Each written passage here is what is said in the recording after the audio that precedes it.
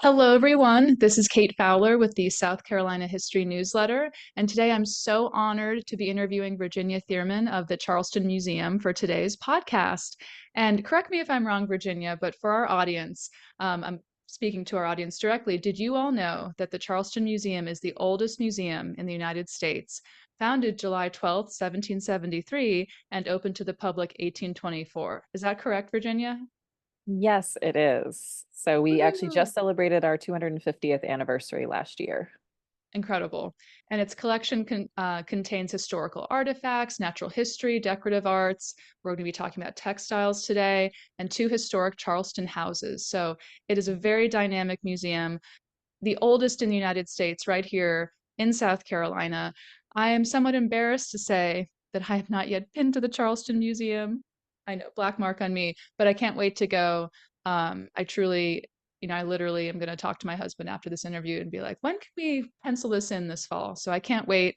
But today we're going That's to get some, okay. We hear that from locals all the time. We yeah, understand. So many people I either came know. as a kid and saw something or, never have been. So it's totally understandable. Yeah, and I'm up here in Greenville, so we're 3 hours away, but that's no excuse. Like we got to get down, got to go. So many wonderful things to see. And with that, now let me introduce my distinguished guest. Virginia is the curator of historic textiles at the Charleston Museum. She holds a Bachelor of Science dual degree in art history and design and merchandising, as well as a Master of Arts from the Fashion Institute of Technology in Fashion and Textile Studies, History, Theory, and Museum Practice. With prior experience at the Robert and Penny Fox Historic Costume Collection, the Metropolitan Museum of Art, and the Museum of Modern Art, she joined the Charleston Museum in April of 2020. What a time to join the museum. Yes. Thierman, Thierman cares for a collection of approximately 10,000 costume and textile objects, and her work encompasses the realms of traditional curatorship, as well as exhibition design and public programming. Her recent research subjects include testing for arsenic content in textile dyes and the Rana Plaza factory disaster of 2013. Did I pronounce that correctly? Hope I did. That's correct. Okay, wonderful. Such an incredible background, such an awesome resume. Can't wait to dive in. Welcome to the Thanks. And thank you so officially much for welcome you to having the me. show, Virginia. Yeah, I appreciate being here. It's nice to be able to talk South Carolina history and textiles specifically. Absolutely. And today, dear listeners, Virginia has put together a beautiful presentation, a PowerPoint for our interview, which our YouTube listeners in particular will really enjoy. And for our podcast listeners, we may have to do some describing along the way. But thank you, Virginia, so much for making this. I know it's really going to illuminate our talk. So I'll let Yeah, you we were share your chatting a little screen. earlier before we started recording, and I was saying I just think it's so important when you're talking about a visual medium to show the objects. Let's focus in on the material that we're here to talk about. Yes, absolutely. So you can go ahead and share your screen. And as you upload, I'm going to say to our listeners, Virginia has inspired me. I think for the future, we'll be including more visuals so that, especially on the YouTube side of things, we can make sure that we've got a visual for what we're talking about. Love that. All right, so I'm going to switch over to the slideshow here. Give me just a second. Oh, actually, Kate, it says that Sure. host has disabled participant screen sharing. Oh, no. Okay. Let me pause the recording while we figure this out. Hold on, everyone. All right, All right, everyone, we're back.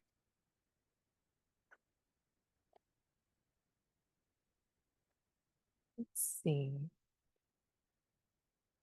All right, it's giving me more options than I remember having the last time I did this. So I'm just double checking that I'm doing this Ah, the right way. there. How does that look? Okay.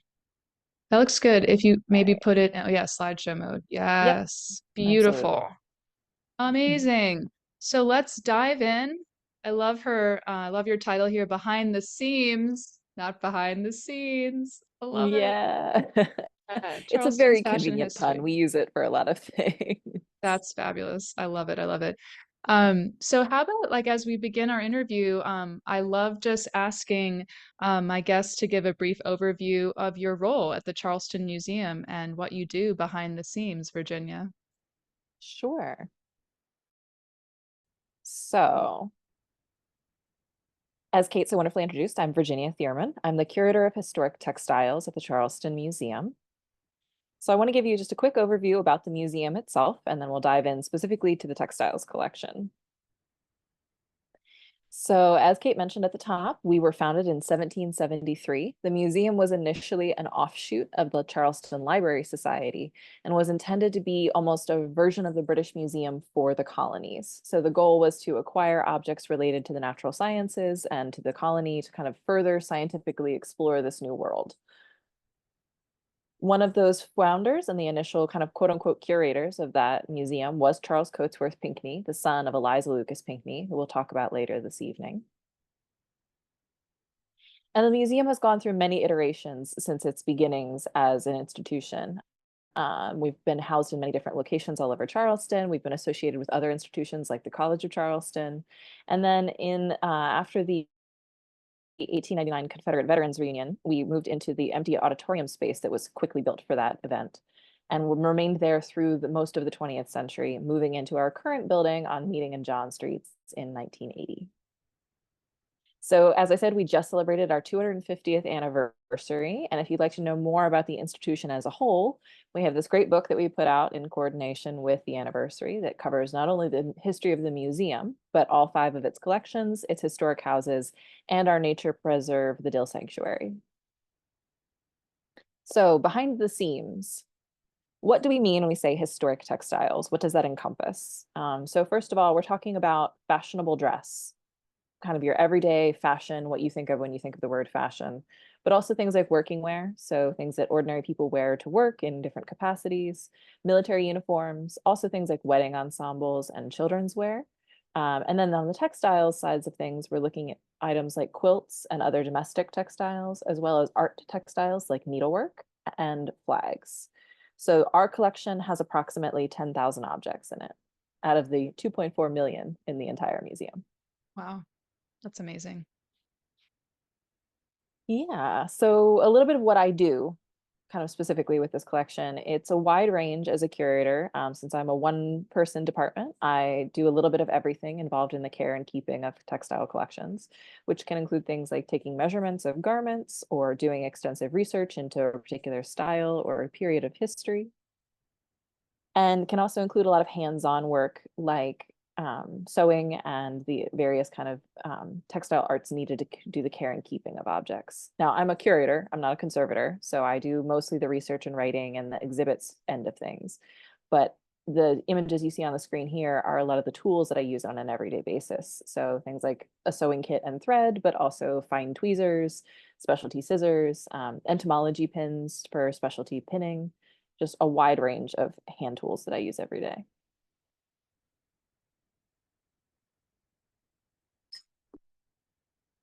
Fabulous. Um, so actually, as you were speaking, I had 2 questions that came to mind, 2 little offshoots. You Sure. said at the beginning that a huge part of the original collection was natural history focused. Mhm. Did Thomas Jefferson, who was such a natural history lover himself, did he ever visit the Charleston Museum or did he have any input Huh. into the Charleston Museum? That's an excellent question. I don't know that answer off the top of my head. I'll have to look into that and get Okay, back to we'll have to you. look into that. Certainly, Yeah. we know that there was a lot of communication among the colonies, so I'm Mhm. not saying it's impossible. But I think if we knew that as a fact, we'd be touting it a lot more. I think you would too. But just thinking about going to Monticello and his kind of foyer of his home being, I mean, they touted it when on the tour I took that this was the first natural history museum in America. This kind of the opening foyer with the the buffalo skin on the wall and all of that Mhm. stuff. So in my mind, I'm imagining him there at the museum. And then, as Virginia, you described the 10,000 objects and what types of objects these are, and you got to, wedding garments and flags and these kind of Mhm. very personal, these are very personal items. I had a question about how do these objects, especially some of the more, fragile and rare and historic, all this, older objects too, how do these get passed on to the museum? Are they bequeathed to you from family members? Are they bought at auction? Can you speak to how the pieces get to you? Sure. The grand majority of our collection comes in through donation. We're very lucky to Okay. have excellent support in our community, as well as support kind of in the broader Low Country. And so most of the time, items come to us through donation. Either someone's estate has just closed, Hmm. or they're, getting older and realizing they want to put these objects into the hands of a museum, or perhaps, they think it's an interesting object, but they're not really sure what to do with it, and they get in touch with the museum, and we take them through the accession process. We do have a fund for acquisitions. That is part of my job too, is kind of keeping an eye out at auctions and other markets, Hmm. seeing if there are specific gaps in our collection it's worth spending our money to, fill those Sure. gaps with. Sure. But for the most part, we like to focus in on our community efforts. Got it. And what would be kind of a unicorn acquisition for the collection at this point? Is there something you've been eyeing? Is there something that you've heard about that you really is at a different museum or that you wish would could be at the Charleston Museum? Yeah, well, for me as a textile curator, it's always 18th century material, just because Mm, it tends to be more rare. It tends to not survive, especially in the South with the heat and the humidity. A ooh, lot of times, interesting. 18th century material just doesn't make it this far. We're very lucky to have a really robust collection of 18th century objects, but I'm always curious to see more, just because it is more rare. In terms of like a specific one-offs, I have an entire wish list. Someday I'll, go through and say, oh, all right, I'm gonna track down this particular object now. But right now I'm still settling into the collection. I've been here Sure. 4 years, but I'm not seen everything yet. I am still exploring and trying to figure out exactly where our holdings are and what they lie in, and where our strengths and weaknesses are. So for me, it's still a lot of a learning process, and then I'll start to determine, all right, now what's next is acquisitions.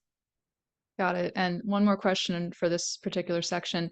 As you receive the donations from the public and have this great support from the community, has there been an acquisition that was just kind of a fabulous, like out of the blue situation where you just couldn't believe you were receiving the letter that, oh my gosh, we're about to acquire blank? I did an interview with two experts from Drayton Hall 2 weeks ago, and there's this wonderful story of a gentleman up north, I believe he was in Massachusetts, who sent in this watercolor of Drayton Hall out of the blue that the people of Drayton Hall could not believe they were seeing it because it was showing a version of Drayton Hall they'd never seen before from the 1700s. And he sent it Wow. anonymously, and they received this watercolor, and the whole organization was just in shock because they'd never seen a sketch of it, like a watercolor of that before. So was there something like that that's happened to you since you joined? I know you're still relatively new, but a letter that crossed your desk that just blew you away and was a huge win for the organization? I mean, I hate to kind of play the card of, well, they're all huge wins. Oh, they are. It's true. I mean, every object that comes into the collection brings a different facet of the South Carolina story, right? And Sure. so, I hate to play favorites. I will say I did have a woman once bring me things that she was pretty determined were haunted. That was an interesting day. I don't think they were haunted, and if they were, they certainly couldn't compete with whatever juju we have going on in the museum. So it didn't end up being a problem, but that was a surprising story for sure. Wonderful. All right. So for our next question, I'd love for you to describe for us kind of the top three most exciting projects you've worked on as the curator of textiles. And I know we don't want to play favorites, but three moments that really have been highlights for you in your time so far. Yeah. So up on my screen here, I have three separate kind of little, I guess, logos to denote these three projects. So the first on the left there is the logo from our Designers and Artisans exhibition. When I arrived at the museum in April of 2020, it was a very interesting time to be coming into a new job in a new city. Certainly. And I came into an exhibit that was already in progress, which was Shapes of Summer, an exhibition all about bathing suits. And that was a lot of fun. I really enjoyed working on that exhibition. But Designers and Artisans was the first exhibit I worked on start to finish. This was my concept, it was my object choices, it was kind of all of my baby. And so I really enjoyed getting to put that together. And for me, this exhibit focused in on handcraft and specifically on designers and artisans of South Carolina. And so it was a big education for me in kind of understanding the cultural community down here and understanding kind of where the strengths in handcraft lie in this. So I really enjoyed getting to kind of do that deep dive and getting to bring something to life that was, my first big foray into curatorship here at the museum. And then the second project that I've mentioned is, of course, the book. I wrote a chapter for this book that covers the textile collection. And again, it was a great opportunity to really jump in and figure out the top kind of highlights of the collection. Like, okay, as an outsider, been given a list of, okay, we need to include certain objects because we know, this collection has these items and they're really important. But also, I then took that list as a jumping off point and said, okay, that's really great. I will absolutely include X, Y, and Z. But what about A, B, and C because of these reasons? So really getting to kind of shape that narrative and talk about the strengths of the collection from the 18th century to the present day was just a real, what's the best word for it? I guess a sense of accomplishment in kind of Sure. taking ownership of that collection and also getting to explore it and see just how rich it was. And then finally, the project that I'm working on now, in conjunction with our amazing team at the museum. So Jennifer McCormick, who's our chief curator, Sean Money, who's our exhibit designer, and Chad Stewart, who's our curator of history, have taken the lead on Beyond the Ashes, the Low Country's New Beginnings, which is our new permanent gallery exhibit that'll be opening up this fall. And I'll be contributing, of course, textile objects to that exhibit. We are so excited about this because the museum opened in this building, in 1980, Hmm. and our galleries have only gone up through the Civil War pretty much since that time. So now we've revamped the style of them. We've done of course, a lot of temporary exhibits. We've made advances, we've changed wording, we've updated the history. There's been a lot of ongoing work in those galleries, but we Hmm. finally are having a chance to update the next portion of that gallery to include the Reconstruction era through the Civil Rights Movement and beyond. So I've only been at the museum 4 years, but I've heard many of my colleagues say this has been a work in progress for about 25 years now. Wow. So the 25-year work in progress, and I love the title, Beyond the Ashes, and my Mhm. instant thought was this must be related to Reconstruction Yes. in some way, shape, or form. So much was lost, but so much was brought out from the ashes, and I'm so excited to see Mhm. this. Maybe I'll coincide my visit with when the exhibition opens. That would Yeah, be a that would be fabulous. great. That's going to be my goal. Um, well, thank you for taking me through those highlights of your past 4 years that you've been at the museum. And actually, for our listeners, I discovered Virginia through YouTube. I found her because I was researching Eliza Lucas Pinckney, one of South Carolina's founding mothers, a fascinating figure in South Carolina history. And I found a video that Virginia did that was beautifully done, by the way. Thank you. Virginia, please tell your team, and where she walks us through a robe à la française, which was owned by Eliza Lucas Pinckney, a beautiful pink, gorgeous gown, and the dress itself shares such an interesting look and history into Eliza Lucas Pinckney and that time period and her contributions to South Carolina. So Virginia, could you walk us through that beautiful dress and what it means to South Carolina history and tell us a little bit about Eliza Lucas Pinckney and her impact on the state? Sure. So within the historic textiles collection, kind of the gem of our entire collection is this robe à la française worn by Eliza Lucas Pinckney. So I have it up on the screen here. It's a kind of a peachy pink now, but originally it would have been closer to like a hot pink or a Barbie Mm, pink, with a damask pattern of cream florals. And it's a 3/4 sleeve gown with a long full skirt with wide hips and a narrow conical bodice. So we believe this gown dates to about 1753 because the family history that came with it notes that the gown was the one she wore when she was presented at court. And we know that Eliza and her husband leave for England with their small children in 1753. They're hoping to change some of their circumstances. He's hoping to climb in his career. She wants to enjoy London again and make some social strides. And their sons need to go into proper schooling abroad. So we know that that fall they visit with Augusta, the Dowager Princess of Wales, and that would have been when she was presented to the Dowager Princess. So we're assuming this gown, assuming the correct family history, assuming the kind of timeline lines up the way we think it does, this is the gown she would have been wearing for that occasion. So it's a typical robe à la française in a 1750s style. The robe à la française was worn from about 1720 to 1780. The differences would have been in the types of textiles, the details, the various embellishments, and other kind of fripperies. So there's an overgown that has a pleated back drape. It has elbow-length sleeves with tiered cuffs and a long full skirt, as well as this serpentine ruffle that goes down either side of the gown. Then the underskirt or the petticoat is a matching material with pleated ruffles and tiers. The original would have had a matching stomacher, which is that panel you see covering kind of the bosom and abdomen, but ours is missing. And so we chose to dress it with a very plain muslin faux stomacher. So here you can see a picture of some of the undergarments. So you would have worn a whole series of undergarments to make this garment shape happen, the silhouette of this particular robe. So there would have been a chemise, which is like just a very plain white kind of shift gown underneath. Then you have stays, which is the 18th century term for corsetry, to hold the bodice in a very conical, upright shape. Paniers, which are the wired cages at the hips to help hold the skirts out, as well as other material like stockings and tie-on pockets, and engageants, which were the lace cuffs that you would have worn around the sleeves. So when dressing this for photography, which we did in honor of our 250th anniversary, you have to do a lot of research, right? You want to make sure that the period is correct, that the silhouette is correct for that period, and that you're representing that time period in fashion. So we turn to things like paintings and portraiture. So there's an image of Madame de Pompadour done by Francois Boucher from 1756. So just a few years after when we think this gown was worn by Eliza.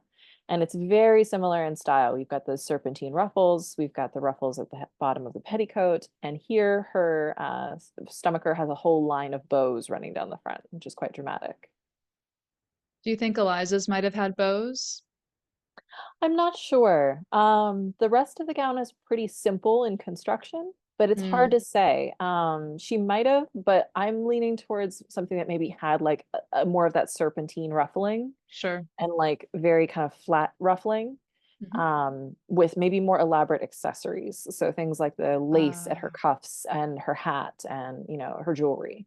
Jewelry. Got it. Yeah. So when dressing, we also turn to other research sources like other books of different materials. So here I have an image of all these books laid out on my desk with stomachers to pull up so that I could see what other stomachers look like to recreate our faux one. And because the stomacher is missing, we chose to recreate it out of muslin so that it wouldn't distract from the extant portions of the gown. And of course, sericulture is a very complicated process. We have a lot of people ask, oh, well, Eliza dabbled in indigo and we know she did silk work too. Did she make the silk for this gown? And the answer is probably not. Um, the more likely result is that she purchased this gown in London in order to wear it for her court appearance. The timing just doesn't line up quite right. So we know that Eliza was, an expert in botany, but we have to credit the real expertise here with her silkworm raising, which would have been the enslaved labor that she relied on to create her lifestyle. So we have an entire list of names of people who would have been involved in one of her plantations. And then we also have to look to other expertise. So she herself would have been relying on a book by Samuel Pulleine from 1758, which talked all about the raising of silkworms and silk production. And can you kind of tell us a little bit as we kind of pause here for a second, what kind of was Eliza, can you tell us a little bit about the background that led her to want to turn to sericulture, to want to turn to indigo? Did she, correct me if I'm wrong, did she inherit the responsibility of her plantation? Was it after her husband died? Or can you give us a little bit of background how she kind of got into this kind of in the first place? Sure. So when Eliza is about 16, she and her family moved to South Carolina. So they are Got living it. in the Caribbean. That's what it was. Hmm. Excuse me. They moved to South Carolina to kind of better their fortunes, but her father is almost immediately recalled to military service. So he leaves and he leaves Eliza in charge of 3 plantations. Got it. She takes over and tries to establish indigo as a cash crop. And she does that with the help of a lot of local gentry farmers, as particularly Charles Pinckney, who becomes her husband. And she has such great success with that, where no one else really could, that she jumps on to indigo as a second kind of turn of a cash crop that could be that no one else had quite tackled and figured out yet. Got it. So she is hoping that she's going to kind of crack that conundrum twice. She's Hmm. already figured out how to make indigo solvent in South Carolina. Now, can she turn sericulture? because there had been Mm. attempts at silkworm raising from, excuse me, from the 16, I think 40s and 1650s in Virginia and in South Carolina, but no one else Wow. had been able to quite make it work over here. And is Eliza Lucas Pinckney the reason that the South Carolina state flag is that deep blue indigo color? She's definitely one of them. It is, yeah, it is indigo for indigo, South Carolina indigo. That's so awesome. So here on this page, I'll let you continue, but just wanted to be sure I understood. Are these the names of the enslaved people that would have helped her with her the embroidery of her gowns? So for the most part, these are enslaved people who worked on the Wapu plantation where they did indigo production. Oh, I see. But of course, people like Quash or John Williams was a carpenter. He actually built a good portion of the Pinckney Mansion that was down in the downtown Charleston. Oh, okay. Dick, who was a cook, would have been between properties. Mary Ann, who was a personal maid, likely would have been with Eliza. So she may have done repairs and sewing. But the remainder of these names, we don't know exactly what their position was. Got it. All right. Mhm. So if you're interested in learning, oh, excuse me. It's If okay. you're interested in learning more about sericulture in the 18th century, the book by Samuel Pauline is available on the Internet Archive. And there's actually a copy of it kept at the Charleston Library Society. I love that. But of the silk that Eliza did raise, we know that they made 3 gowns out of it. One gown went to Augusta, the Dowager Princess of Wales. One gown was either a gown or just material, we're not sure which, and was gifted to Philip Stanhope, who was the Earl of Chesterfield, another botanist, kind of a gentleman botanist, who would have run in the same social circles as Eliza and her husband. And the third was made into a dress for Eliza herself, but it's the gold gown that's being kept at the Smithsonian. So Our that, gown is the one that she wore when presented at court. So this oh, gown okay. wouldn't have been made, it would have been made from the silk from South Carolina, but it wouldn't have been made into an actual gown until about 1755. Hmm. And that is at the National Museum Mm, of American History. correct. Wow.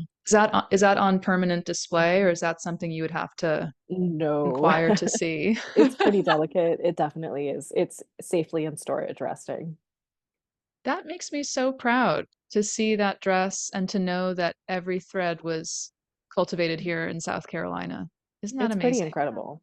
Yeah, fabulous. And how did they make it the gold and yellow color? Was that a specific other plant they had to cultivate, or was it actual So that gold would have been thread? done in London. They Oh, would have okay. taken all of the raw silk with them and likely took it to an area of Oh, London called Spitalfields, which is where they did a lot of silk production. oh, okay. And that would have been dyed there once it was made into a textile. Wow. That is amazing. So there are many portions and fragments of that gold silk, and we do actually have a piece of that gold silk that's kept in our collection. So we have Hmm. the one small example of South Carolina silk. Is that on display? It's not, it's also as an 18th century silk, it's pretty delicate. And so we bring Okay, it out for, special occasions. In sure. 2026, we're planning an American Revolution themed exhibit, and this will likely come out for that.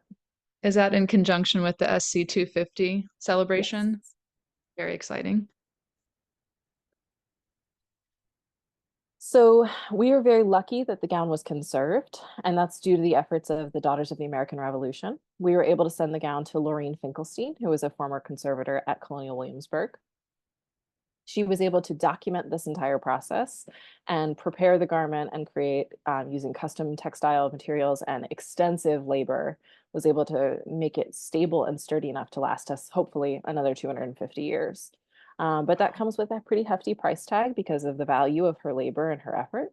So Hmm. the total fundraising needed about $26,000. Hmm. And it was important that we do this for this particular gown because to have a surviving example of an 18th century gown is uncommon, and especially one with exceptional provenance, which was pointed out by Joanna Brown of the Old Salem Museums and Gardens in kind of the approval process for this conservation work. And Hmm. then also Linda Baumgarten, who was a former curator of costumes and textiles at Colonial Williamsburg, pointed out that even fewer of these are Southern in origin. So there are lots of Yes. museums that have 18th century gowns. They're not totally uncommon in the costume and textiles world, but for have them to be Southern and to be traceable to an exact wearer is really unique. So Wow. the DAR, the Eliza Lucas Pinckney chapter, partnered with us, and we were able to get a $5,000 grant from their national organization and then do $23,000 worth of fundraising, including a custom silk scarf that was patterned after Eliza's dress. Wow. And I want to pause there and tell you a personal fun fact that I Mhm. myself have just become a daughter of the American Revolution. Oh, congratulations. Thank you. I'm going to be joining the Nathaniel Green chapter that meets up here in Greenville at the Poinsett Club. So to know that that DAR helped with the costs associated with restoring and preserving this incredibly historically significant gown is like it's just so exciting. So thank you for going over that with us. Absolutely. We're very lucky to have their support for these amazing 18th century objects. So I have some images on the screen here now that are showing kind of some of the restoration process. So as you can see, this is the underarm of the gown, which is Hmm. a very common area for damage because not only Hmm. is there a lot of friction at your underarm, but you do tend to sweat, and kind of any oils and sweat from the human body that come in contact with a textile will eventually degrade it. No matter how clean the garment is, over time, that process will just oxidize the material. Is that because of kind of salts and other things coming out of us? Hmm. Other chemicals? Absolutely. Oh, Yes. that's so gross and interesting at the same time. It is. It's kind of a fascinating dichotomy, right? Because clothes are meant to be worn, they're meant to be on the body, but at the same time, interacting with the body can be some of the most damaging interactions that clothes can have. Sure.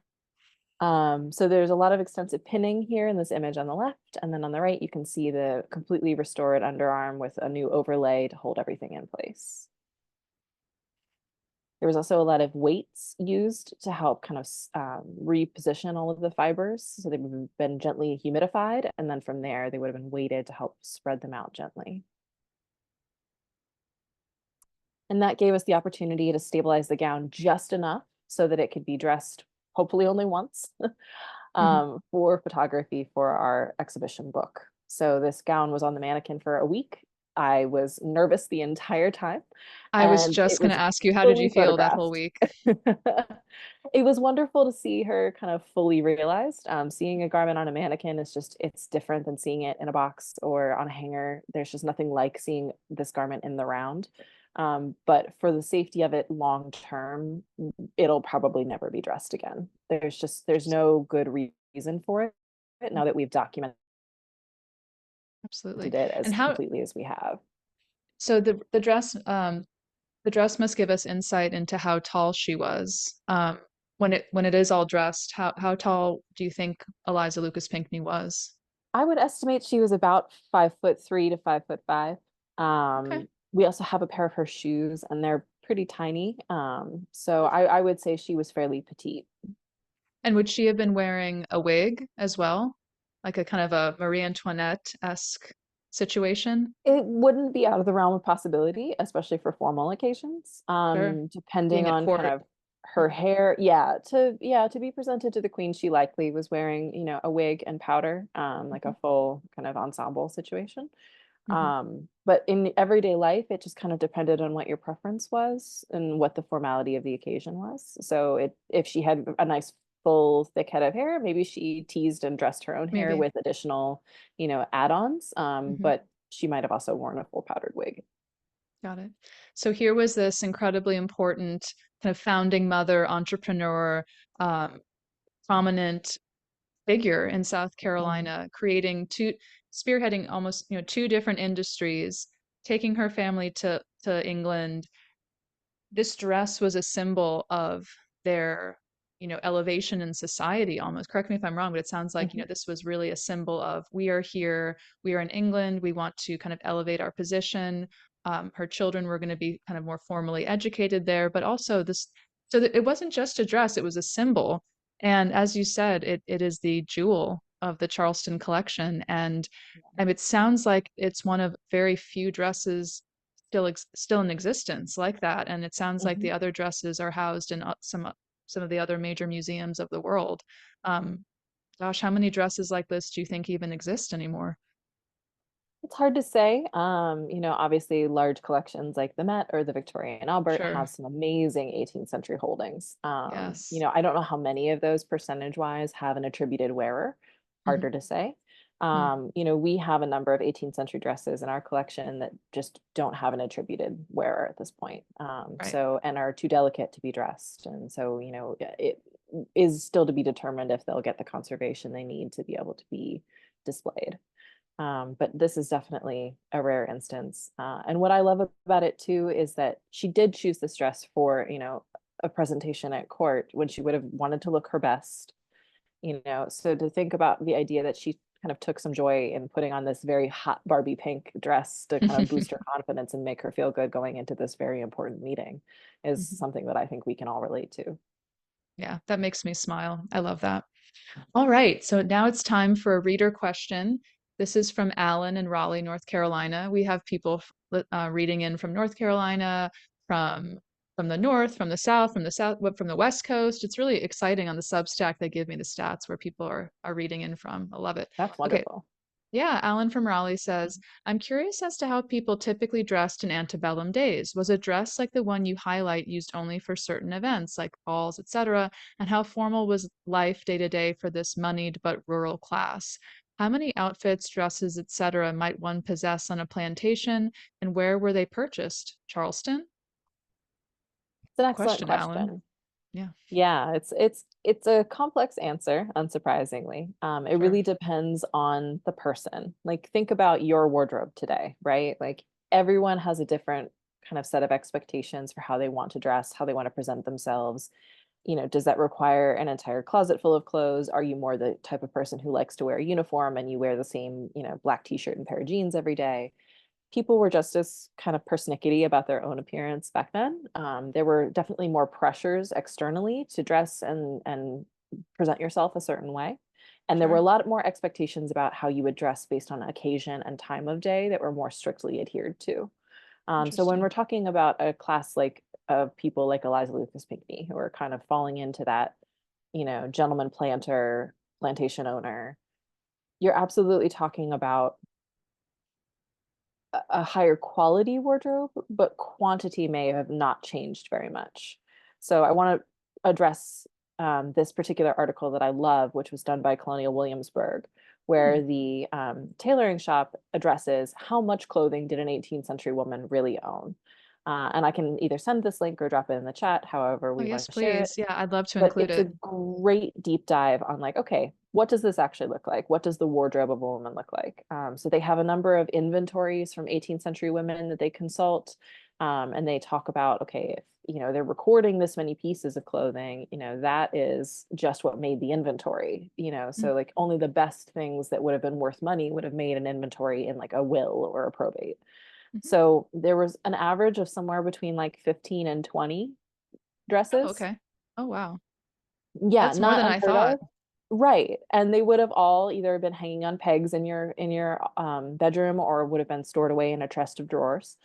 Okay. And all of the associated undergarments that go with them, aprons, accessories, you would have had multiples of each. So when you're talking about wealthy women, you're definitely talking about a higher number of gowns and you're talking about a higher quality of gown. So you and, the woman running the excuse me, the dressmaking shop might be wearing a very similar dress, but Mhm. the wealthy landowner's dress would be made out of a beautiful silk damask, imported from France, whereas the dressmakers might be a plainer cotton that was, from a couple of seasons ago. It just Got it. depends on kind of who you are and your social class and what you can afford.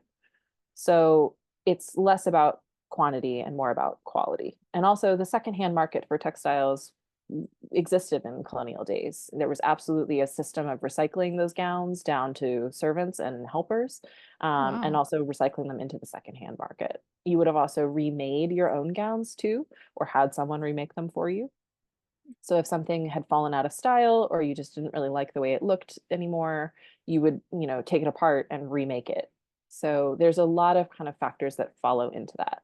I also wanted to point out the antebellum is a very long time period. So you see a lot of shifts in that mindset over time.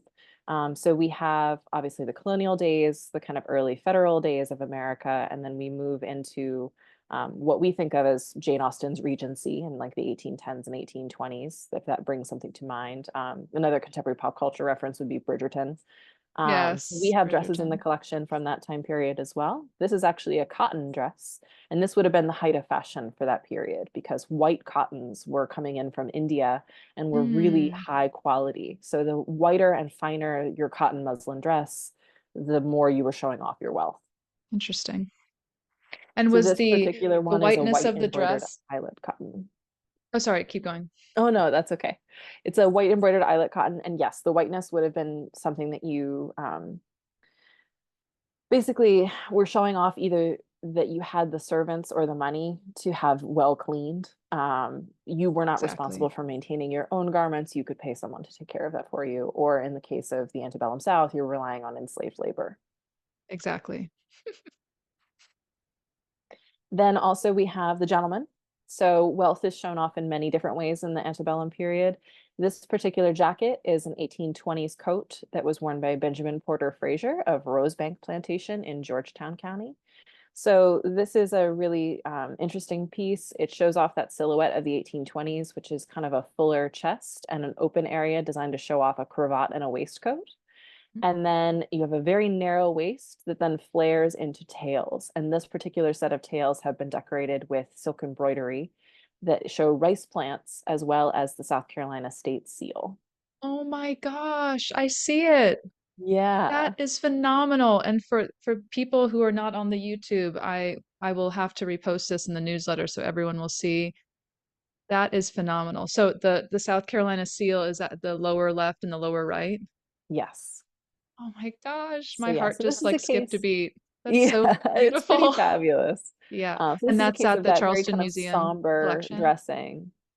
Yeah, yeah, it is. It's in our collection. It's a case of that very like somber style of dress, is starting to come in for men. It's less the exuberance of the 18th century, but you still see it creeping out in certain ways, including embroidery like this, and especially such fine embroidery that really shows off a level of wealth because he's saying, I'm so fabulously wealthy, I can put this on the inside of my tailcoat.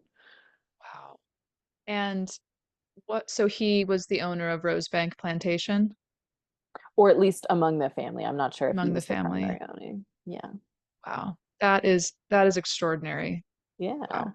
And then we move on into the antebellum again. When we think of antebellum South, a lot of people equate that with that very full skirted, Gone with the Wind, Scarlett O'Hara kind of style. So this is an 1850s dress that was worn by Henrietta Aiken Rhett, dates to about 1855, and is a really fabulous example of multiple pieces in this ensemble. So you've got the underskirt that's a green, it's actually like a corduroy velvet stripe with silk Wow. satin in between, and then an overskirt of a ivory taffeta, and then a matching bodice with green fringe and an off-the-shoulder sloping silhouette into short sleeves with lace trim. Would that dress have been very over the top back in the Mhm. day, or was that really the style? Yeah. Because obviously the dresses were getting bigger and bigger, and when Gone with the Wind, it had almost reached outlandish proportions where these dresses were like Mhm. 10 feet in circumference. I mean, Honestly, was this this is pretty considered over the simple. top, or was this like in style? No. No, this is kind of a de rigueur kind of afternoon evening dress. You might have worn this to like an evening occasion. The shorter sleeves and the open neckline tell us it's an evening or a ball gown. Yeah, Circumference wise, it's pretty reasonable. It's a very full skirt, but it's not an intense kind of hooped crinoline the way you'll see in the 1860s. But yeah, this dress is probably an evening dress, whereas Eliza Lucas Pinckney's pink gown is most likely like a daytime afternoon gown. It would have been appropriate for kind of calling on someone in the daytime. and is the shape and low nature of the necklines indicate to you that it's more of an evening gown because the chest would have been Yes. more visible? Okay. Yes, daytime gowns in the 1850s are pretty high necked. So the more kind of decolletage you're showing, the more likely it is to be an evening occasion. Got it. Wow. So, Alan, I hope that answers your question. We just went through such an amazing kind of grouping of objects and textiles that showcase the various elements of someone's wardrobe, taking us back. Where did we start, Virginia? We started before antebellum. We started We federal. started about 1750 to Yeah, 1850, so 100 quick years there. 100 quick years. I love it. And then I had a question back to when you said the secondhand market, that fascinated me because of course I love to go to secondhand shops and I thought, oh my gosh, they had those back in the day. And then I also thought to myself, we talked about Eliza Lucas Pinckney's robe à la française. À Mhm. la française, clearly French styles dictated everything back then. And Mhm. how did South Carolinian women know what was in style? Were there certain magazines that would get shipped over from France? Um, how did their seamstresses slash enslaved, servants know how to make their dresses look fashionable? Can you tell us how they received the information that allowed them to be fashionable here in South Carolina?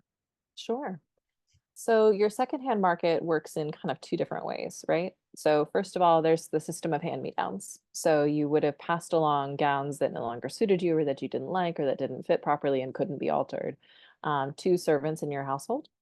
There were Oh, rules about this. There were a lot of kind of maybe not like rules in a written conscripted kind of way, but social rules where you would not wear the gown as kind of presented. You would alter it into like maybe a jacket and a skirt or, different component pieces that you would wear in different ways. It just depended on kind of what your relationships were within your household and kind of what the rules were for the general society around you. sure. So there's the hand-me-down system, first of all. Either someone you know gets the gown or a servant gets the gown. It's altered, it's changed, it's adapted. Once something can no longer be altered or adapted, it gets turned into something useful. So the textile might get recycled into like a pin cushion, or you might use it for rags, or use it for any other kind of household good that needs Mhm. additional stuffing in it. Anything that you can use, you will use. There's a really interesting mindset around textiles because they're so expensive and so labor intensive that you use them until they're used up. Mm, In the sense of the secondhand market, kind of on the actual market, you're always working through your dressmaker, right? So for the most part, those women would have been getting information from London, and London was getting it from France. from France. Certainly, you Okay. could send away to, France for things like fashion plates. There Mm, were preliminary magazines, but magazines don't really take off for women's fashion until the mid 19th century. You're mostly working in collections of colored plates that would have been engraved and then copied and then hand painted and sent along. So those oh, most likely the fashions were interpreted into London and then those plates were forwarded from London to the colonies. got it. And then what would have been the experience of, say, an Eliza Lucas Pinckney? Did she go to were the main dressmakers in Charleston? What would her experience have been kind of walking into a dressmaker's shop here in South Carolina? I've obviously watched Bridgerton. It's such an exciting experience when they go to get their new gowns. Can you Mhm. kind of walk us through that? I don't know how much we can surmise, but it's kind of exciting to think about. It's not dissimilar from what you see in Bridgerton. Mhm. A little less, uh, Over the dramatic, I top. think.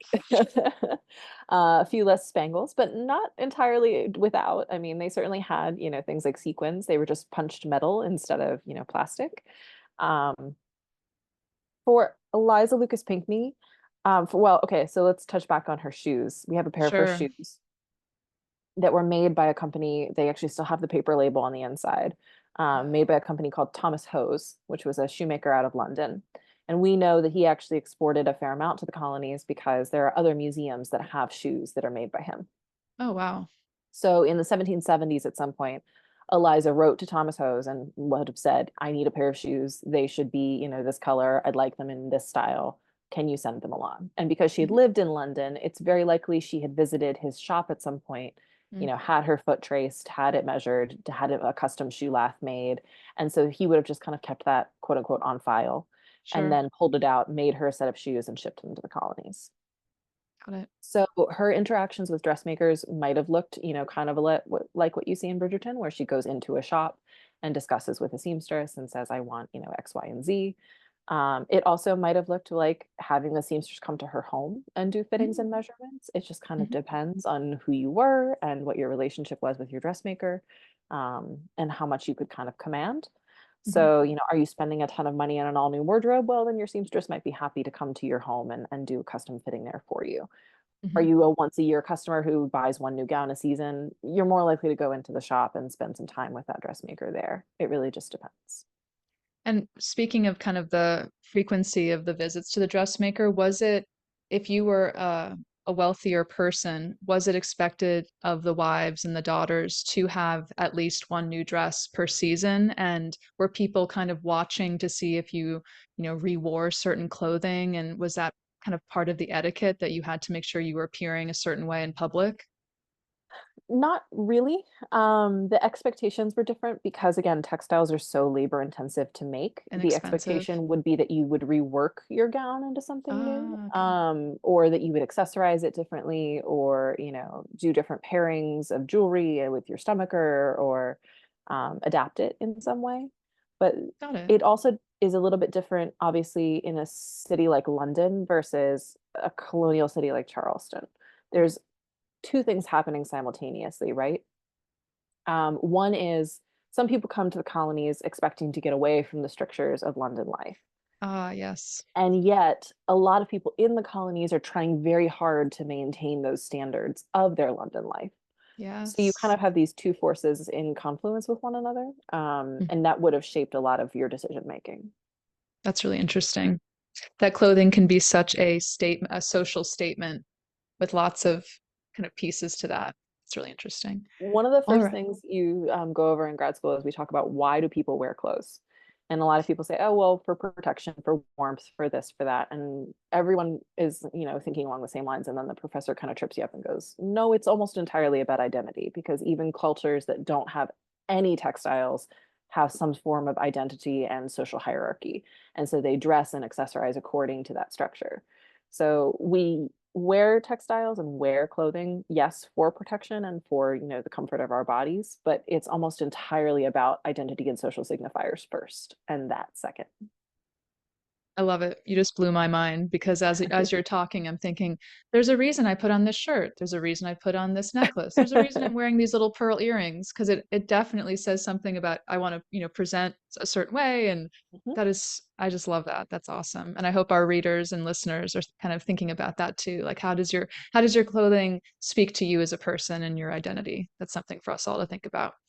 All right, so kind of continuing on, I love asking my guests about their career path, and I would love to ask you, Virginia, how did you decide to study historic textiles, and how did your career path kind of bring you to the Charleston Museum? Because you've had a really incredible career path. You've worked at some incredible institutions, so would love to hear about that. Sure. So I have thoroughly enjoyed the path that's gotten me where I am, and I'd be happy to share a little bit about that. So, as we mentioned at the top, I got my Bachelor of Science in a dual degree. I initially went to Drexel University for design and merchandising. I thought I wanted to work in fashion business. That was my initial goal. And then as I went through my undergraduate experience, I ended up adding on the art history major.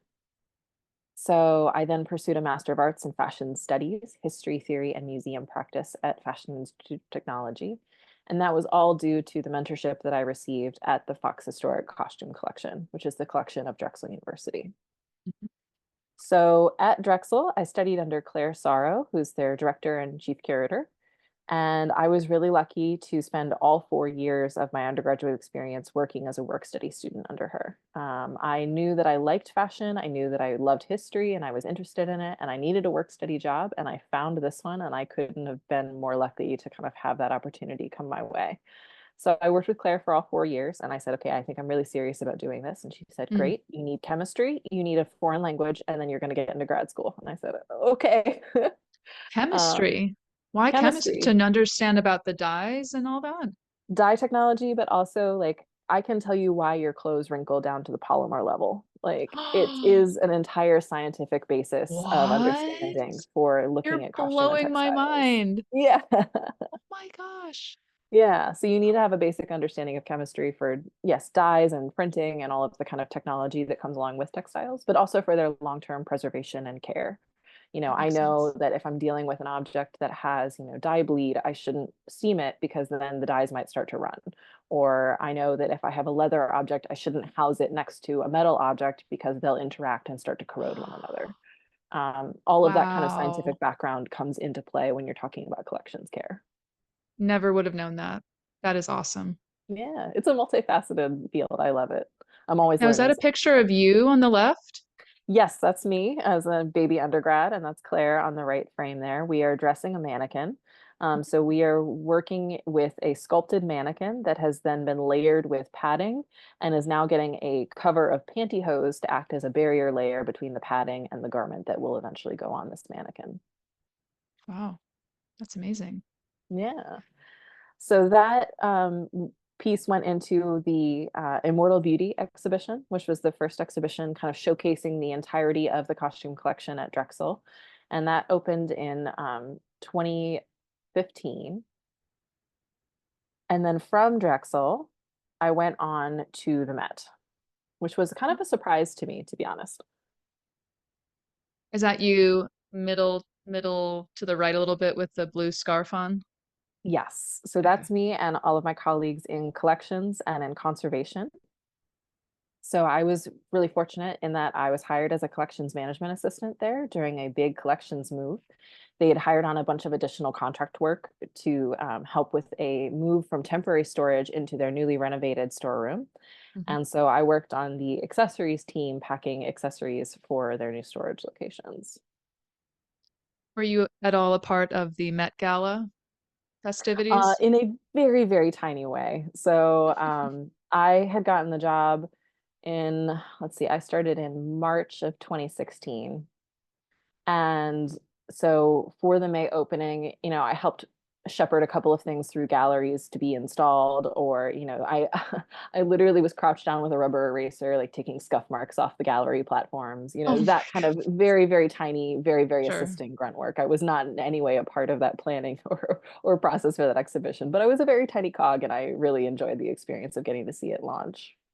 And do you enjoy it looking at all the fantastic outfits every year? Because my family and I, we literally we're live texting each other. Oh my gosh, so and so looks amazing. Do you do the same?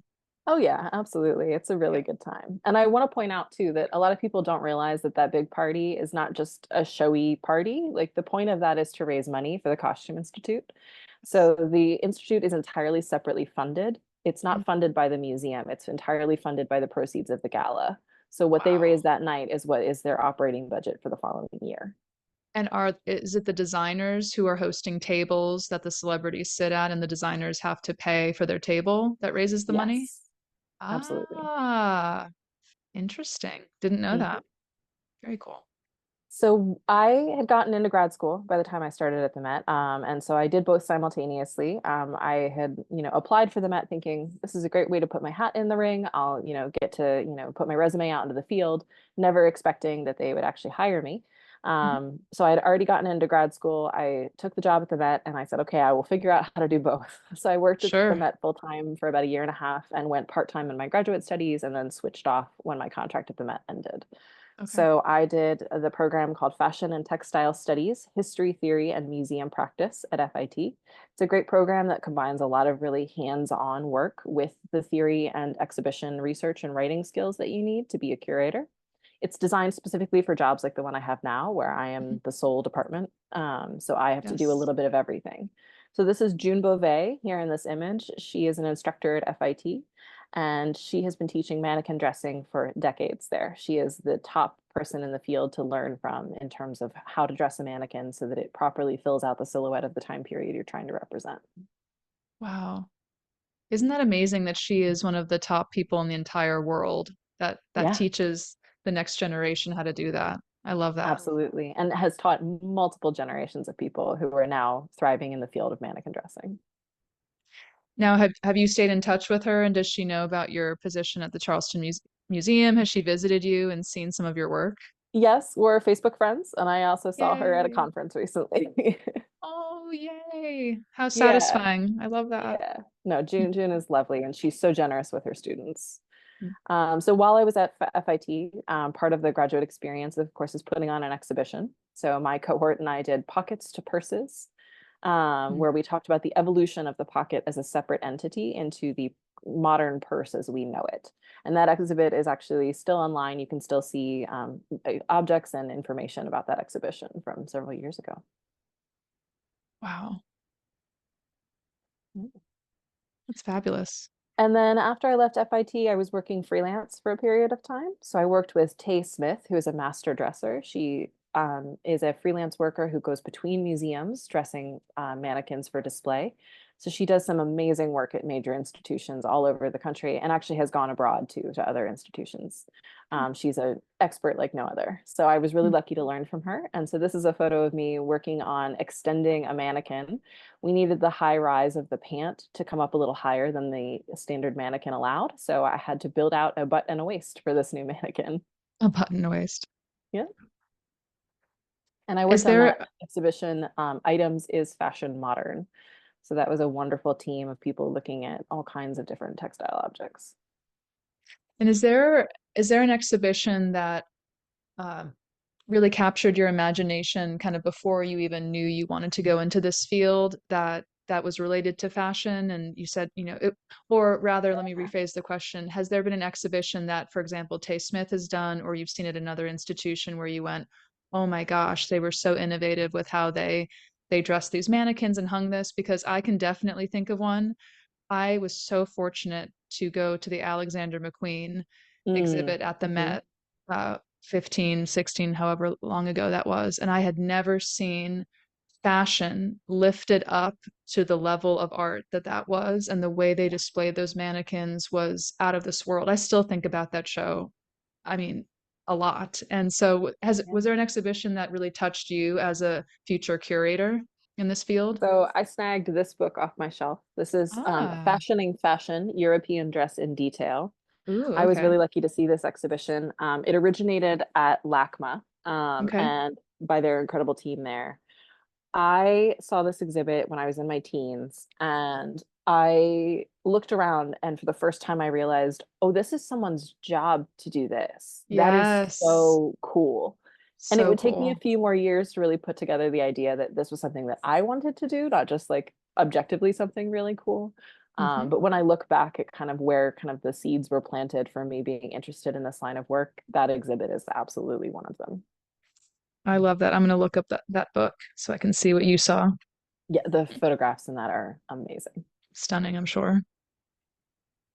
So from MoMA, I continued working freelance for a number of years, and then I worked with Tay continually. I also did a stint at the Condé Nast Archive where I helped them enter information about their various magazines into their database. And then finally, I took a job at Garderobe, which was a luxury wardrobe storage company. They've now been absorbed by Wovo, which is an art storage company. So now they're Hmm. Wovo Fashion, I believe is their official name. And I worked as a wardrobe manager, which was helping the very wealthy maintain their wardrobes in an archival museum fashion. So they would send us their winter wardrobe, we would send them their spring wardrobe out of storage, and vice versa as the seasons changed. So I was Got there it. for about a year. And then Claire, who was my mentor at the Fox Historic Costume Collection, sent me an email with the listing for the Curator of Historic Textiles position at the Charleston Museum and said, you should take a look at this. Mm. So I interviewed and I was very lucky to come visit Charleston and really enjoy the city. And the interview went very well, and the rest became history.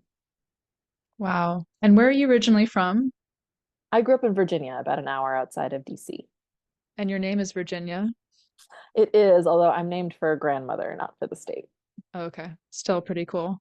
My great Yeah. grandmother, actually, whose lineage and membership helped me get into Daughters of the American Revolution, her name was Virginia as well. Oh, wonderful. Mary Yeah. Virginia Saunders. So that name means a lot to me And as I'm well. a Virginia Marie, so Ooh, so Marie is your middle name? for my other grandmother.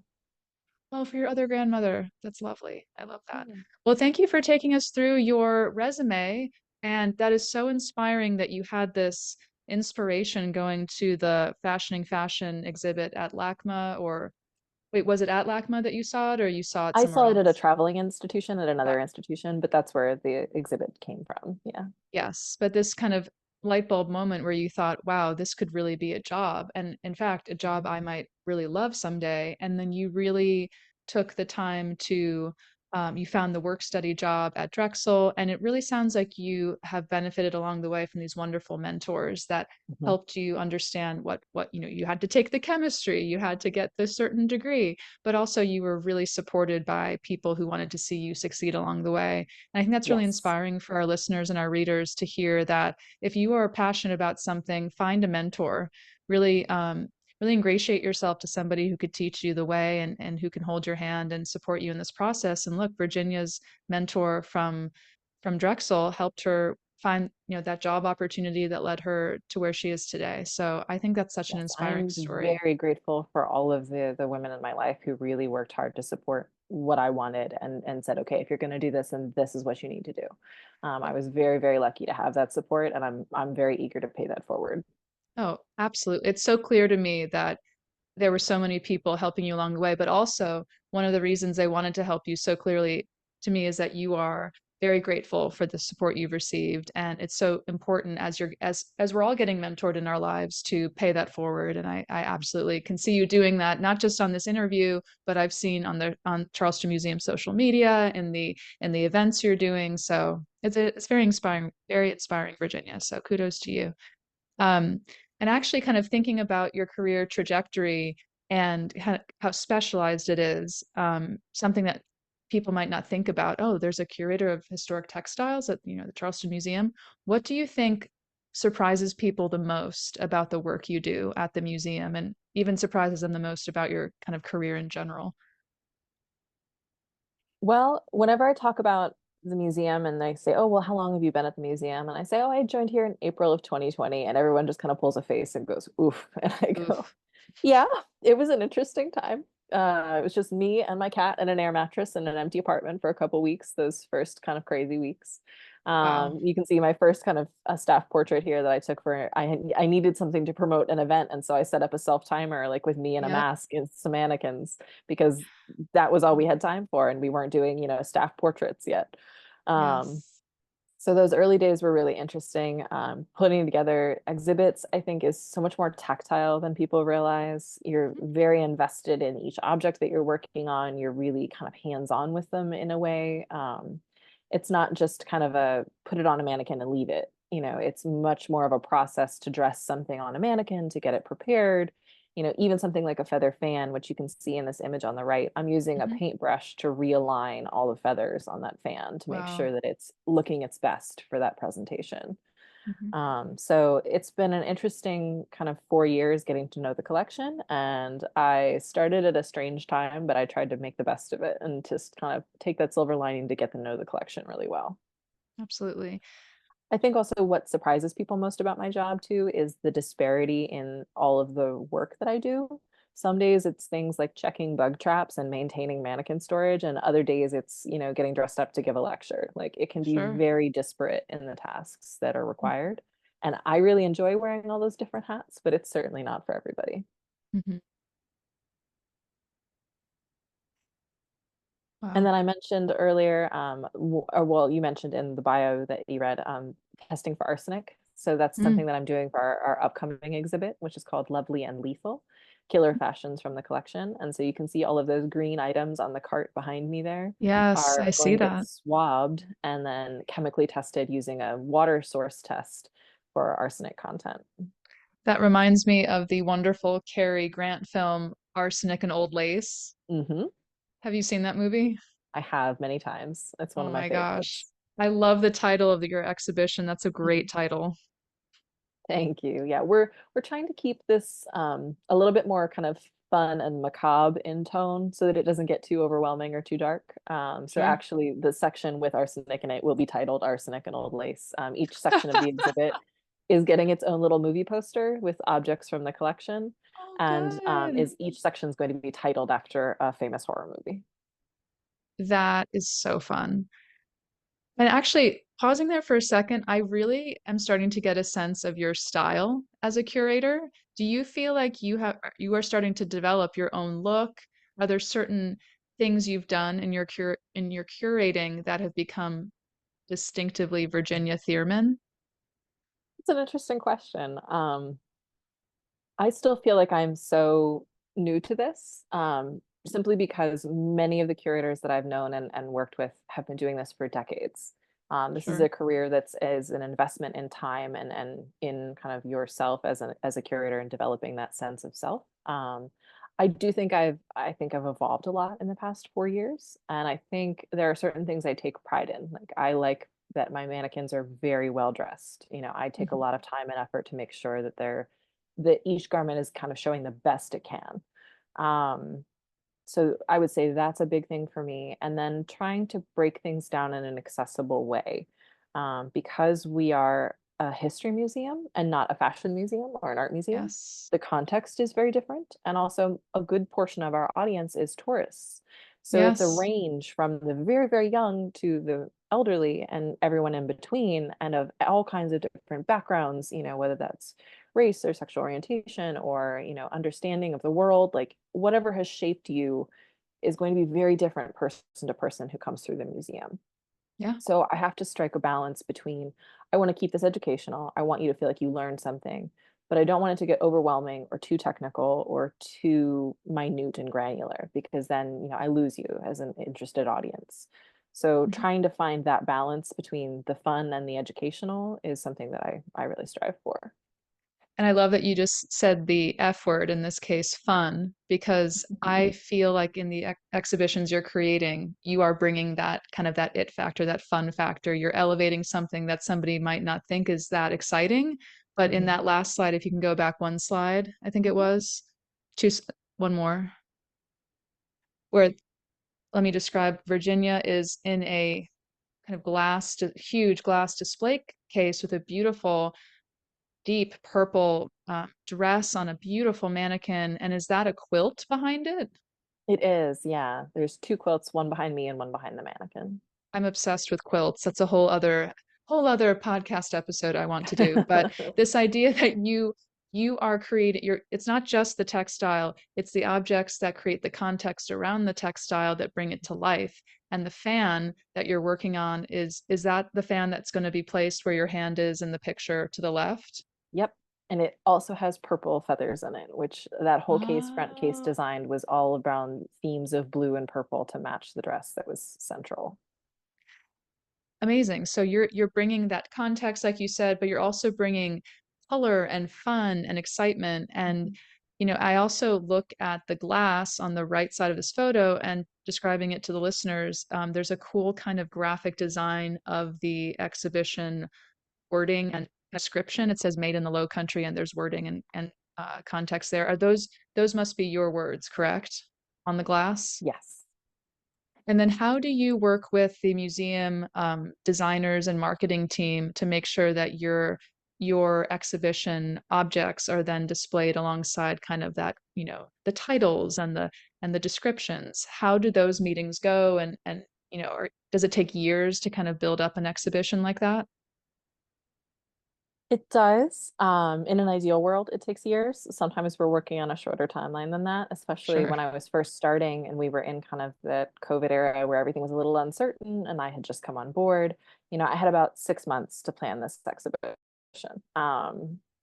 Now we're working on a farther out timeline. So I'm actually working on exhibitions that are coming into fruition anywhere between 2024 and 2027.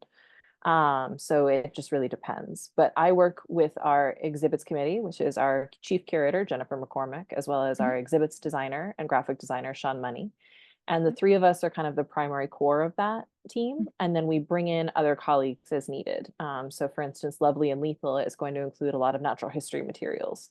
So my Ah, colleague okay. Matt Gibson is also on our team for that exhibit so that he can provide the expertise on the natural history objects that we're using. That makes sense.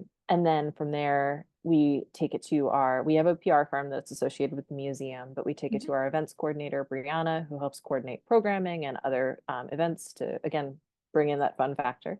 Sure. Um, and it ultimately, because we're a mid-sized museum and we have a small team of professionals working, everybody's working pretty closely together to make sure that these things happen. It's definitely not a work of my one sole genius. It's absolutely a team effort on everyone's part. Absolutely. And I'll let you finish this section. I didn't want to cut you off. Oh, not at all. Not at all. No, I had another thought on this too that I wanted to share. It slipped my How mind about now. exhibition Um, design, fun, lovely and lethal? I think something that I have been told, and it's maybe a little bit egoistic for me to mention it, but I think it comes through is that people have said that because I am so passionate about what I do, that tends to come through in the work that I do, which helps make it fun. Yes. Yes. And I think after hearing it from a couple of different people, I believe it, but it's just I love this work. I love what I do. I'm very invested in the work that I do. Mhm, And I think costume textiles are such a visceral and exciting way of kind of viewing history and viewing humanity. mhm. And so I can't help but see it as something to enjoy. And I think that kind of tends to filter through in the work that I do.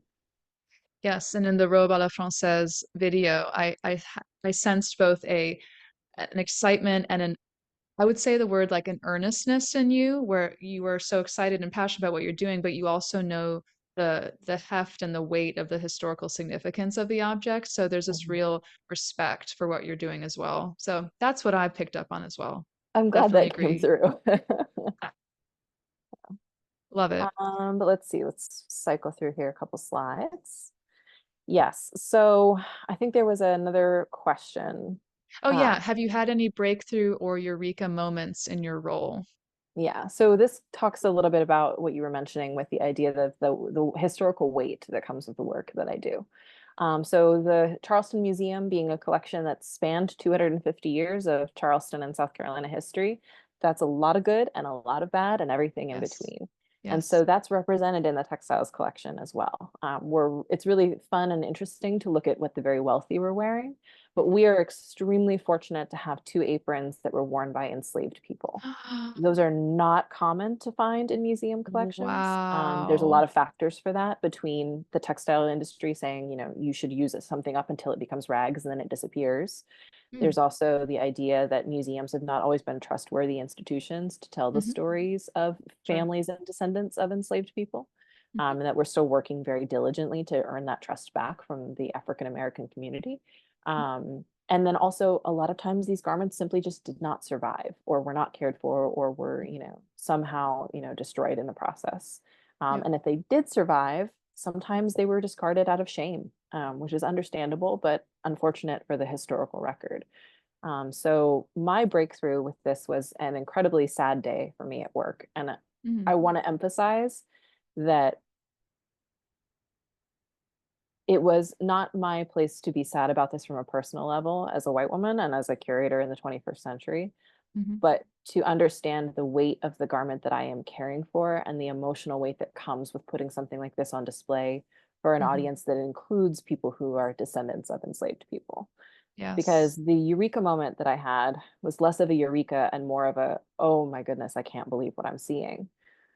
These Yes. two aprons had been in our collection since the 1920s, but I am not aware of a time that they had been dressed on mannequins. So this was the first Mm, time we were gearing up for our 250th anniversary, and we knew we wanted to put these aprons on display as an incredible survival of the historical record. mhm, They were both documented as women's aprons, and I dressed them both. And I looked at this one, which is a 3/4 length garment with long sleeves and a high neck, and I thought, this doesn't fit this mannequin right. And then mm. I realized that it was a child's apron. And Oh my sitting with gosh. that for a minute really took me aback. It Yes. was not something I had kind of mentally prepared for. I had thought about, Mhm, okay, I'm dressing these aprons worn by enslaved people. I need mm, to approach them with a certain amount of care and respect and figure out the best way to present them, to our audience. But sitting with this idea that this garment had been documented as a woman's working garment and was mhm. in fact a child's working garment was very heavy. I Um, can only imagine. Oh yeah, it was gosh. an entirely different experience to see that three-dimensionally on a mannequin. And that is so crucial to the representation of the child, the person that would have worn this garment. This is Yes. also Osnaburg, which is famous for being, quote, Negro cloth, end quote. Oh, okay. That cloth was a cheap, mass-produced, industrially produced textile. It was created in Osnabrück, Germany, and then was shipped to the States. So Mm, at the time that this would have been worn, so around the mid-19th century, it was law that in South Carolina that you had to provide enslaved people with a certain amount of either material or clothing. Like you were responsible for clothing as an enslaver, your enslaved labor. I didn't know However, that was a law.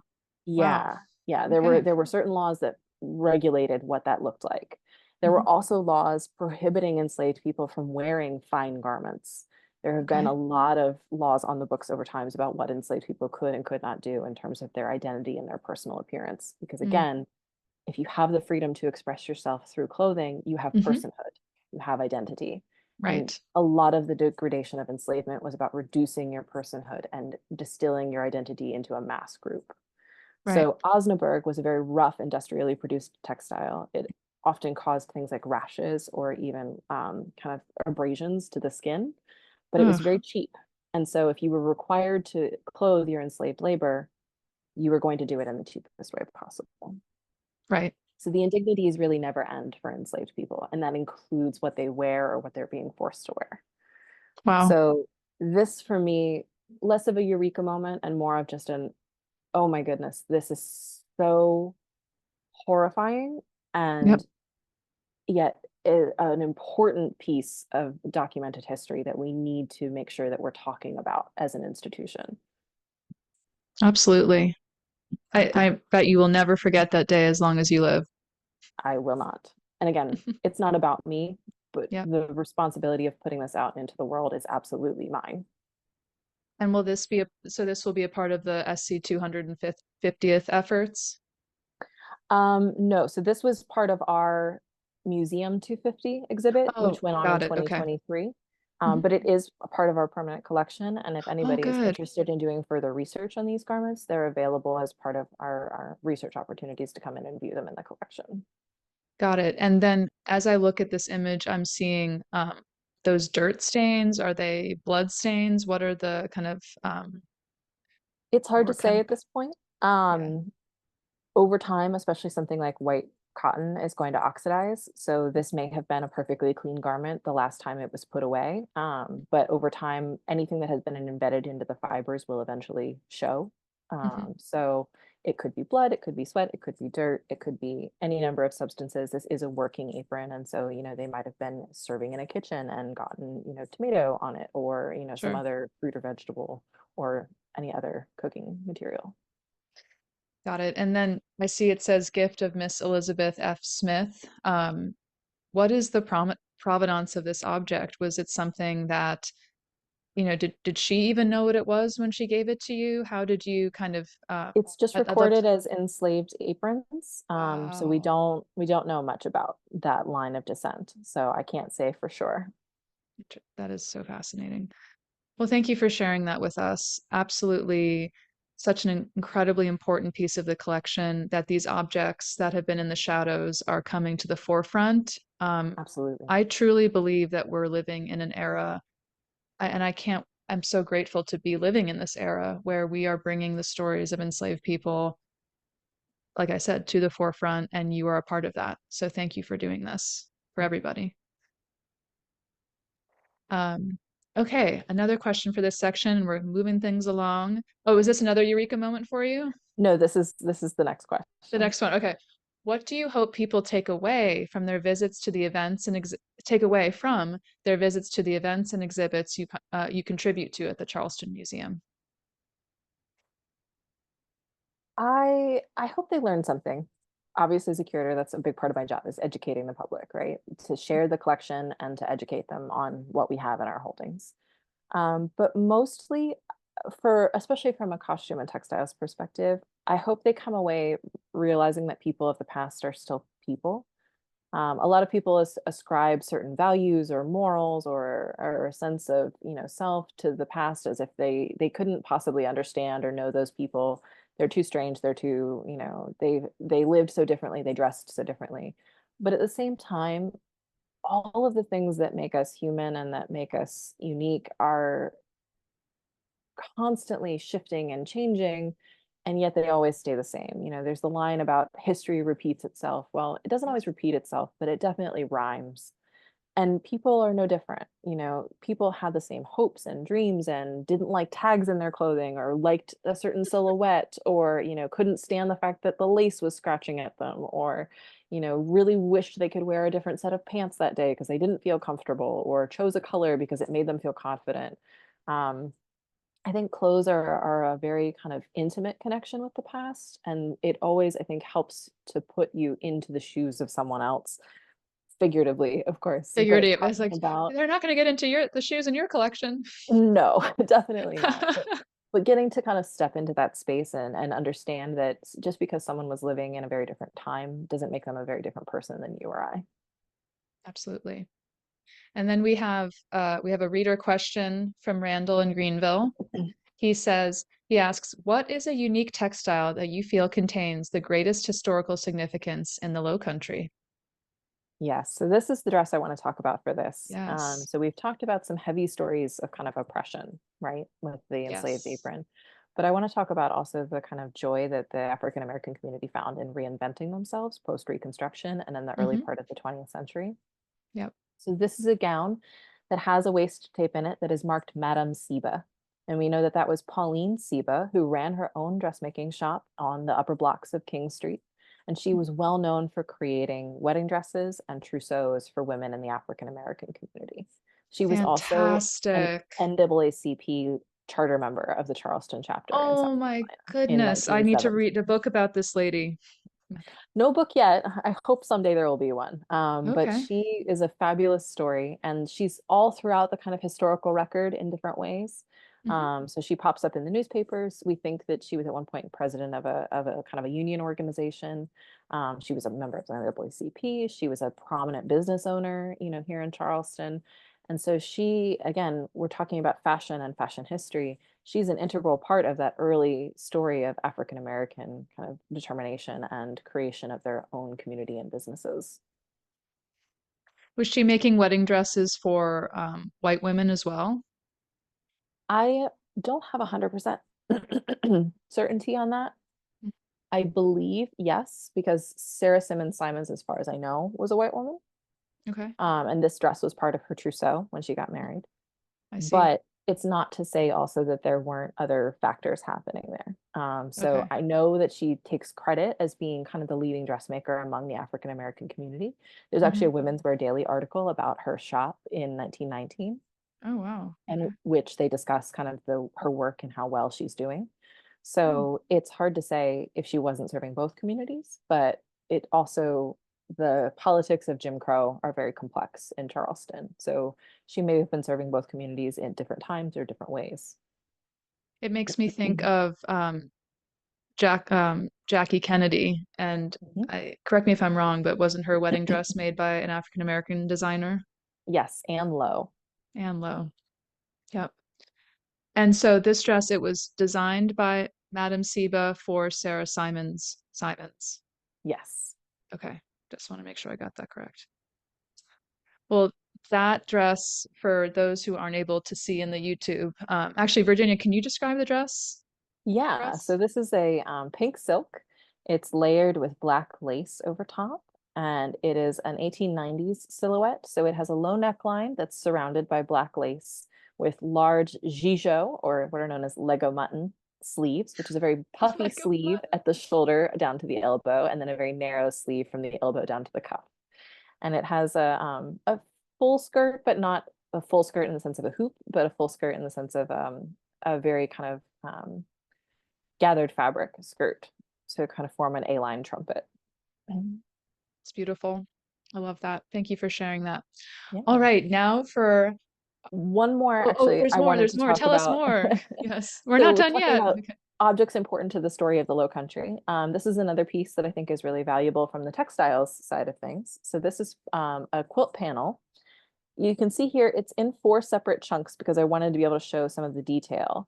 But Yes. this is a 17-foot long applique quilt panel that depicts scenes of the Charleston Harbor, Charleston architecture, excuse me, and other kind of elements of daily life from the early 19th century. So this was made by Martha Cannon Webb Logan, most likely. It's from the Logan family. It was probably intended to be a quilt border and then was later converted into a single panel. Hmm.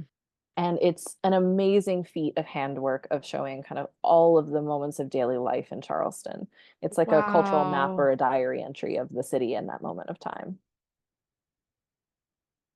Yeah, I mean, so I'm seeing teapots, I'm seeing horse and buggy, I'm seeing ships. I mean, t help us Yeah, zoom in a little bit more on what we're seeing. Yeah, on the far right end, or excuse me, far left end of the panel is this kind of scenes of the Charleston Harbor. So there are tall masted schooner ships with ropes and rigging and anchors. There are tiny little sailing craft kind of floating in between. Then it progresses into the second panel where we've got scenes of carriages and their occupants. She even changed the wheels so that the foreground wheels are in darker colors and I the see background that. wheels are in lighter colors to give a sense of depth and dimension. The third panel shows some Charleston architecture and then objects from everyday life, like you mentioned, the teapot. There's a silver ewer, there's a harp, A an harp. organ, even a goat, a couple of goats floating around in there somewhere. And then the last section of the panel on the far right end of the panel is scenes of Charleston architecture with some of the more famous buildings. So the blue house in the middle, we actually think is the Henry Lawrence house. And the red brick Oh, house on the far right end is actually the Pinckney Mansion. So that would have the been where Pinky Eliza Mansion. Lucas Pinckney lived. And so is this one long piece of fabric horizontal meant to be viewed horizontally? Yes, This art historian, from what I studied art history as well, from one art historian to the other, doesn't this remind you of the Bayeux tapestry a little bit? absolutely. Yeah. Yeah, Charleston's own Bayou Tapestry.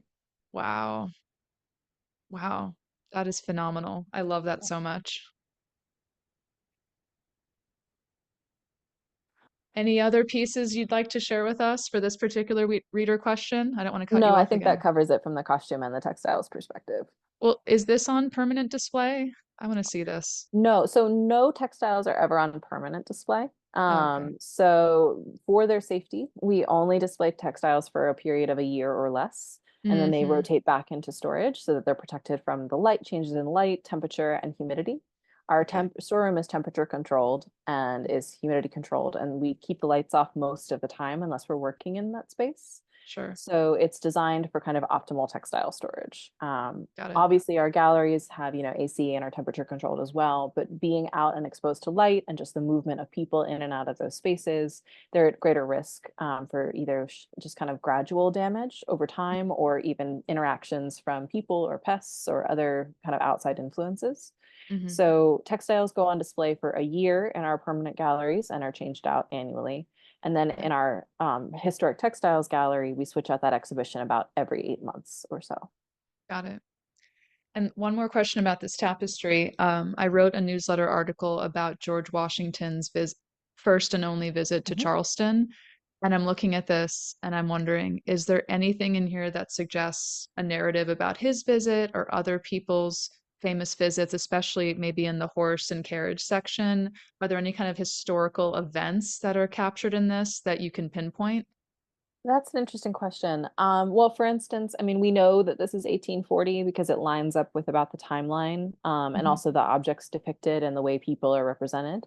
Also, Martha Cannon Webb Logan passes in 1843, so that's one of the reasons we have this dated about when we do. Yeah. I don't know if there are historical allusions that maybe we're missing.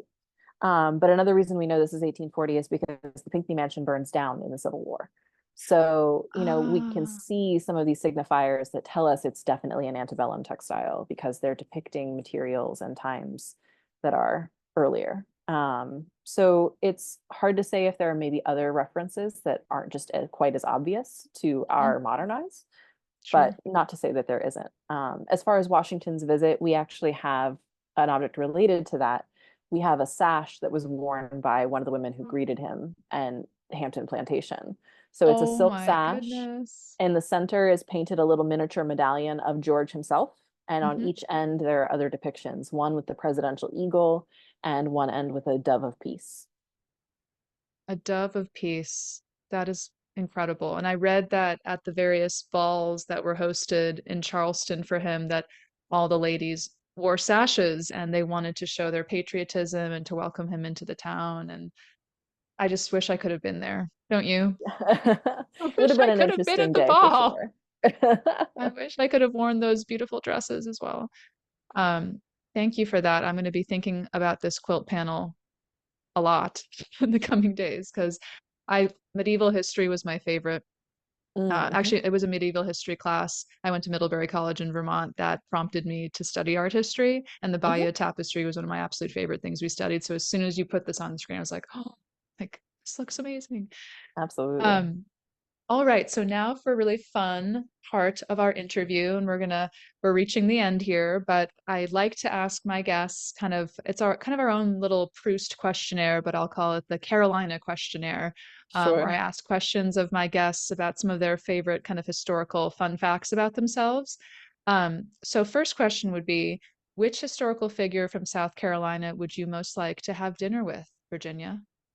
It's a tie between Laura Bragg, who was the first female director of the Charleston Museum, and the first female director of any publicly funded museum, and Eliza Lucas Pinckney's mother, Anne Mildrum, because she's kind of a footnote in Eliza's story. We think that she was chronically ill and she really couldn't take charge of the plantations, and that's one of the reasons that Eliza stepped up. But I would love to know her story. Like, how did she deal with her husband, moving them to South Carolina and then immediately departing again for Antigua? How did she deal with clearly a teenager who was very determined and very headstrong and knew her own mind? And, what was it like to raise a woman like Eliza Lucas Pinckney and this time? And I think there are probably some other skeletons in that family tree that I think she could tell me about. Oh yeah, absolutely. And then if you could go back in time to any period in South Carolina history, when would it be and why? As a historian, I get to ask this question kind of a lot, like, oh, what time period would you love to see or be or do? And I'm kind of like, I'm really good with this one where we have antibiotics and, women's Yes. rights and all of those Yes. kinds of things. For the sake of the question, I think it'd be really fun to see the Charleston Renaissance and party around in the 1920s Hey, here, but yes. I think I'm really good with the 2020s. You're good with the 2020s. Love it. Yeah. And then what is the most surprising thing you've learned personally about South Carolina history along the way? I think something that really surprised me was the focus on the revolution. I grew up Yes. in Virginia, and so Virginia history is very focused on, Yorktown and their revolutionary history, and the Yep. focus, I think, is much more in the study of it, of New England and Philadelphia and Same then Virginia. here. Same here. Yep. Yeah, and so to come down to Charleston and think, oh, well, I know I'm gonna get a lot of Civil War history, and that's really interesting. But then to realize just how deep the roots ran as far as revolutionary history and colonial history, I think I just wasn't anticipating that. I probably should have been, but it was really fascinating to really dig into that side of things too. Absolutely. There's for the South Carolina 250th efforts, there is a billboard on I-85, and the big headline is the American Revolution was won in South Carolina, Yeah. period. And Virginians would argue that, but yes, understandably. I have the exact same experience where I'm from Connecticut, so coming from New England, you hear about Boston, the Mhm. New England colonies, Virginia, Yorktown, all that, and I similar thing as you, diving into the history and realizing all these incredibly important battles that were won here, and then rewatching Patriot with Mel Mhm. Gibson, which was there are very problematic pieces of that movie now.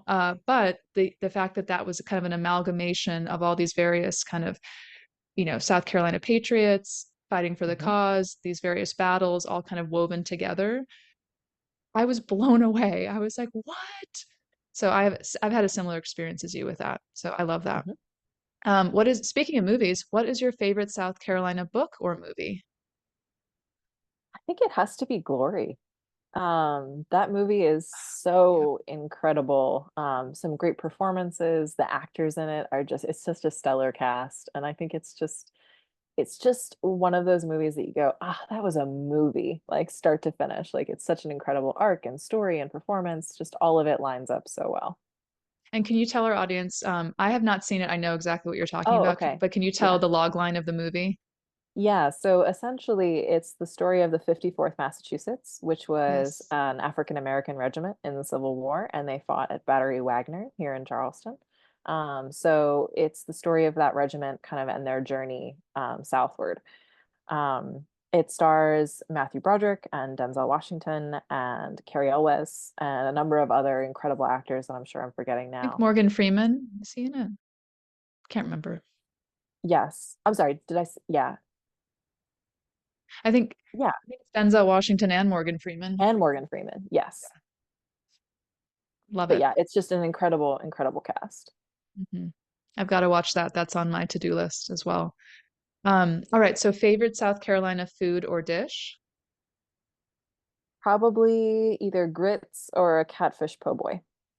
Ooh, love a grits. I've never had a catfish po' boy. That sounds a little scary. I'm a pretty picky eater, but maybe I should try that myself. I recommend it. Um, all right, favorite South Carolina festival or event? I'm really partial to an event we do with the museum called Nighttime at the Museum. Oh, okay. We used to do it just for kids, and now we do an adults version as well. But we turn off all the lights and we give everybody a flashlight, and it's kind of a scavenger hunt. So the kids get to Mhm. a chance to dress up and see the museum at night and really explore. And for the adult version of the event, there's a little bit of kind of adult fun, and each of the curators brings out objects related to kind of more of a 21 plus kind of crowd. And Mhm. we have a really great time kind of sharing kind of the more sordid side of history with our guests. Wow. What time of year does that typically happen? So we coordinate nighttime at the museum for our 21 plus crowd with our anniversary, which is always in January. Okay. And then we do nighttime at the museum for kids, usually around June when school ends. Okay. Got it. That sounds so fun. And then besides the Charleston Museum, what is a must-visit place in South Carolina for history buffs? I would say probably the Angel Oak here in Charleston. Ah, yes. So it's this amazing live oak tree that's been around for nearly 400, 500 years. And for me, seeing that was just kind of an incredible moment of perspective. This idea that this tree has been standing longer than, South Carolina has existed. Hmm. And to see the scale of it and just how big it is and how powerful it is, it just kind of it's a really wonderful way of kind of letting nature put you in your place and Sure. seeing that from a historian's perspective of being like, this tree has stood through all of the events that I've ever studied. And Yep. to kind of really let that just sink in and sit with that for a minute is a lot of fun. So, plus there are a couple of wineries nearby, so it makes for a nice outing to kind of go take a look at this amazing, amazing feat of nature and then go Yes. hang out with some friends. I love that. I think I read that it is the oldest living thing east of the Mississippi, Wow. which is really incredible to think about. Yeah. And I've also read that uh, in the national forest near Columbia, which I'm unfortunately forgetting the name of, Congaree, Congaree Mhm. National Forest, there are many um, examples of like the largest tree of a certain species are there at the Congaree Forest, like certain cypress trees. And I mean, so I can't wait to go there and see these enormous trees there. And I have not seen the angel oak myself, but I would love to stand in its presence and just like you said, kind of absorb this, wow, Mother Nature moment. I love that. So, Virginia, as we kind of wrap up our interview today, would love to hear from you about, we heard a little bit before about the new exhibition Behind the Ashes, but I'd love to hear from you, like what's coming up for you? How can myself and my readers and others support the great work you are doing? We'd love to kind of hear what's next for you. Sure.